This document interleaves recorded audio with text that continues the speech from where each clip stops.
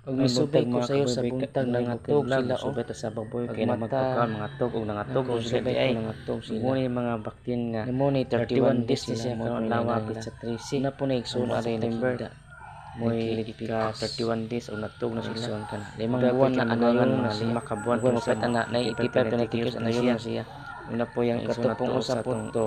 ikas tangkal Ligaay po na siya. atog po na nga naghapa kay dako naman po kayo na Siya na 85 kilos igsoon man sila lima pa kabuan mo ni buto ni siya pero kilos ba. katian niya kini usahan ni Anayon na siya. na Pagpag siya ako makaidol, balik ay, na ko nakurot sila, nakamanta mata, na sila oo, balik yung nakurat mata na sila nakurat sila na ako Ako nakitagaan po siya kanang dahon sa madi di agwa Gabi Tara, sa pagkaon. salamat sa pagtanaw sa mga video. Like, share, comment, support sa mga video nga. Daghang pang video nga mga salamat.